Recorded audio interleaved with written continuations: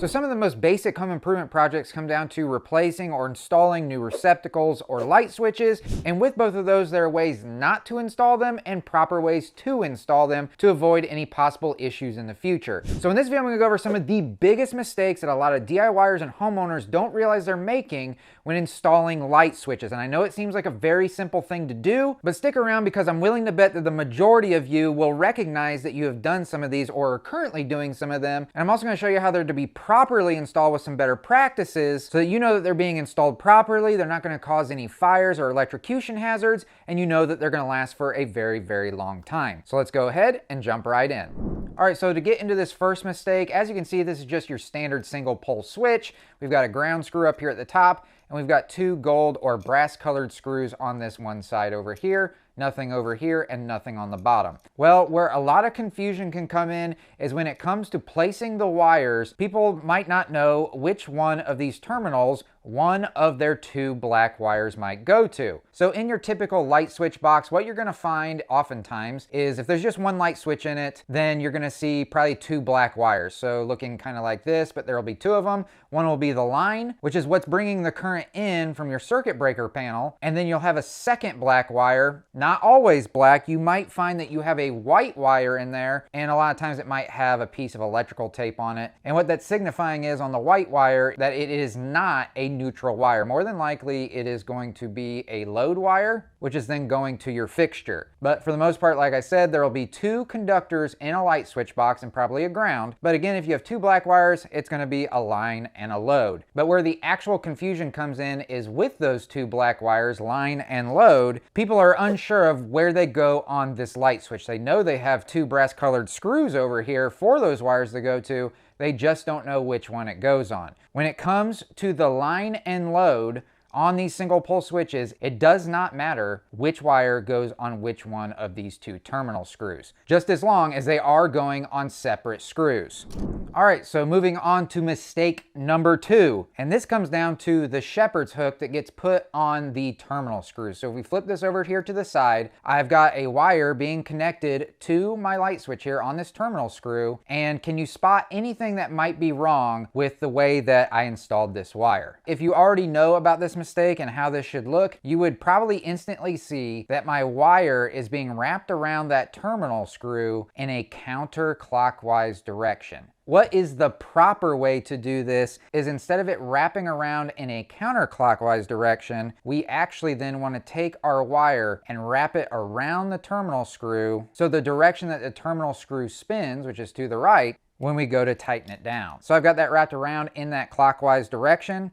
Now all I need to do is tighten down my terminal screw. And by wrapping it around in that clockwise direction with the direction of the screw being tightened down, what that does is as that screw is being tightened down, it's gonna promote pulling that wire in closer to the center of that terminal screw. So that's gonna provide a much better connection that just further ensures that it's lasting for a very, very long time.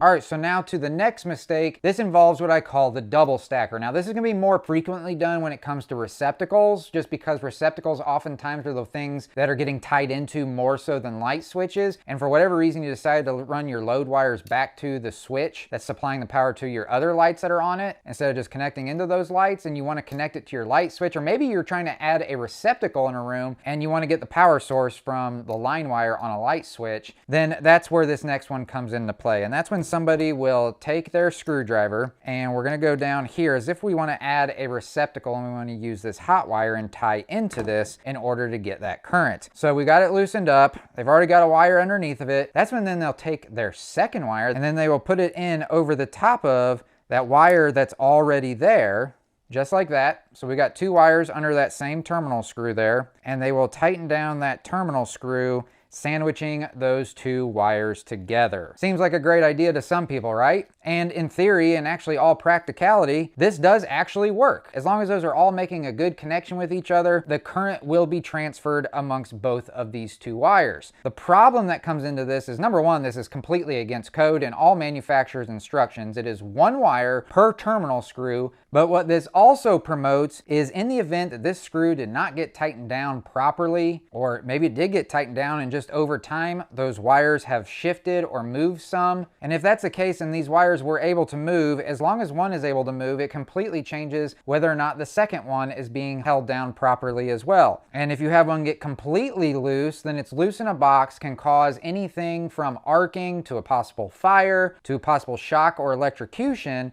And if one's loose, then the second one is definitely going to be loose because it is no longer going to be held down at all underneath of that terminal screw. So never ever double stack your wires underneath of one terminal screw, whether it's light switches or receptacles or anything of the like, because you do run the risk of promoting a possible fire hazard, shock hazard, at the very least poor connections to where you might have them working intermittently. If for whatever reason you are needing to get power from a light switch, instead of doing a double stack, you'll want to use what are called pigtails, which are just extra pieces of wire that get connected to the main feed line. And then that way you are not putting more than one wire underneath of each of the terminal screws. And if you do not know what pigtails are or what I'm talking about, I'll have a link for a video that I did in the past talking all about that down in the description down below. And it'll probably also be linked at the very end of this video. All right, so the next big mistake or misconception, I should say, when it comes to these light switches comes down to the neutral wire. I have seen where homeowners, they think the neutral wire has got to be connected somewhere because they're connected on receptacles. It just makes sense to complete the circuit. But on these single pole switches, there is nowhere to put a neutral wire, and that's because the circuit does not need to be completed at the light switch. And of course, this again is assuming you have a neutral wire in your box, which is going to be the case with most of your newer homes. The only time that a neutral wire gets attached to a light switch is instead of on these single pole switches, you might have a timer switch, or in this case, here's a smart switch. We've actually got a bunch of wires, but you'll see there is a white neutral wire on it. So this device does require a neutral wire be connected to it because a circuit needs to be completed within this device in order for it to do the functions that it does. Whereas with your standard single pole light switch, this is basically just a gatekeeper as to whether or not the current stops here or then goes on to the light fixture, and then the circuit is completed at the light fixture when it turns on your lights. So in the event you're installing or replacing a single pole light switch, if you have neutral wires in your light switch box, they do not get connected anywhere on your single pole switch. Instead, they are typically either wire nutted or some people are using wagos, and all of your neutrals will probably all be connected together in the back of the box, and that's where they just stay. So on the single pole switches, you just leave the neutrals completely alone and you don't have to worry about that connection.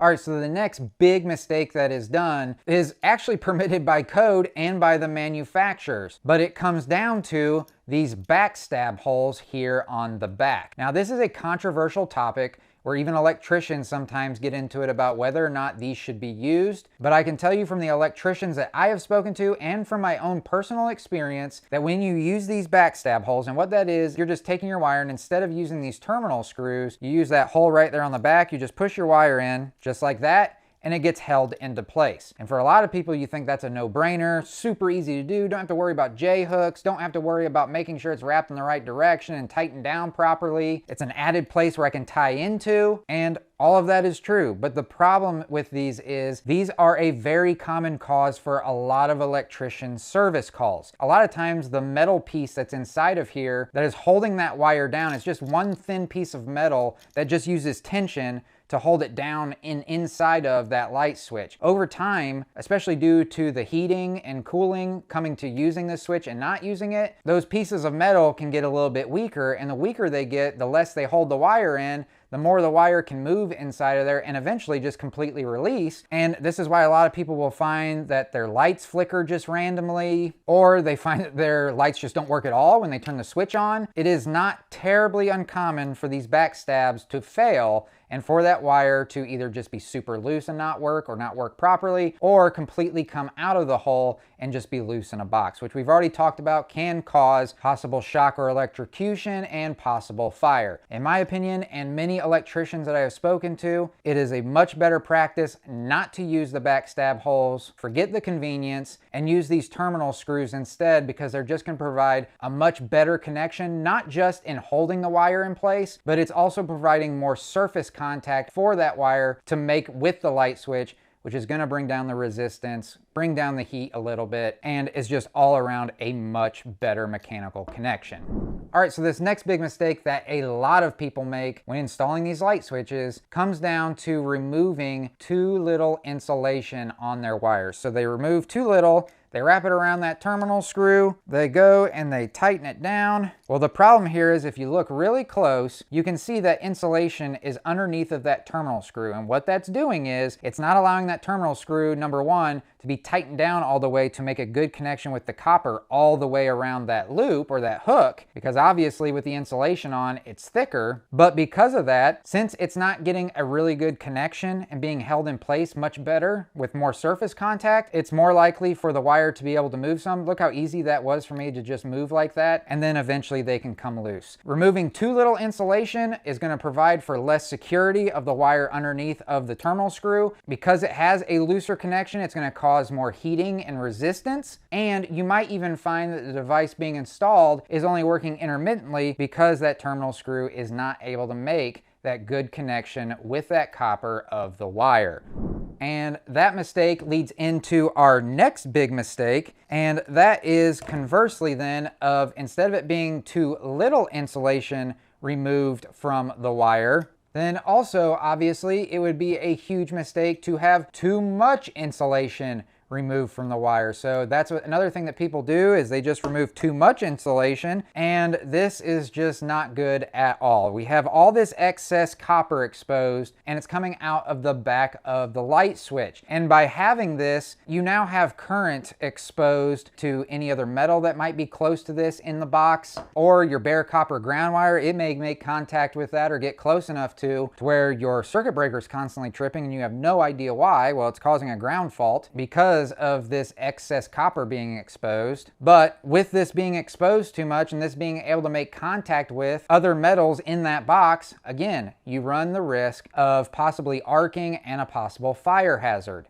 You want it to be more like this, to where when you install that hook onto that light switch, you obviously don't have any insulation that's going to be underneath or directly underneath of that terminal screw, so you'll have a great connection there. And then you also don't have any exposed copper coming out of the back here. It's still got all of its insulation on what's coming out of the back. And on some light switches, what you can do is turn them over to the back, and you see that groove that's right there? Well, it says strip gauge on it. But if you look really closely, it says strip gauge, but above that line it says push wire. So if you were to use this strip gauge in order to make your J hooks to go around these screws, you would end up with the not removing enough insulation. That line is just to remove enough insulation to properly install them into those backstab holes or push wire holes that we talked about a little while ago. So these are kind of twofold. Always make sure that you're removing the proper amount of insulation. Don't remove too much. And when possible, check the strip gauge and see how much needs to be removed, and make sure that you pay attention to what that strip gauge is for. Also, just as a bonus tip, you've seen me using this screwdriver the entire time. I've also got this one here that's made by Milwaukee, but this is Klein's combination bit. And what this is gonna do is it's gonna make your installs go a lot better. This is Klein's combination bit. So as you can see, it's not really a Phillips head, it's not really a flat head, it's kind of a hybrid bit. And then this is Milwaukee's ECX bit, very, very similar. And everybody has their preferences. I actually prefer Klein's combination bit, but the ECX works great as well. But what these are gonna do is they're gonna fit in those terminal screws on your receptacles and your light switches, some of your light fixtures. These are not really made for Phillips head screwdrivers. They made these bits specifically for these terminal screws in mind, to where when you put it in there, you have a lot of surface contact between the bit and that terminal screw, which is gonna promote you being able to really tighten down that terminal screw to the torque that it really needs to be down to, without any slippage, or in the case of Phillips heads, a lot of times camming out to where it starts getting tight. That Phillips head just wants to kind of pop out, kind of like I'm demonstrating here. But with these, they fit in there so perfectly all the way around, you can really tighten those screws down. So again, that is just another bonus tip. And if you'd like to check these out, along with any of the other tools that I used in this video or materials that you saw, I'll have links for all of it down in the description down below, When you click on those links, it'll take you directly to whatever you clicked on so you can check them all out for yourself. Now, if you found value in this video, then you'll definitely find value in some videos that I did in the past where I go over some more very common mistakes that a lot of people don't realize that they're making when carrying out some of these other electrical projects. If you'd like to learn more about what those mistakes are and how then they should be properly done, then click on one of these two videos right over here, whichever one suits you best. And once you click on it, it will take you directly to it. But I hope that you found value in this video. And if you did, if you could do me a huge favor, hit that thumbs up button right down below. And of course, if you have any questions or comments still, you can leave those down in the comment section. And I'll catch you all in the next one. See ya.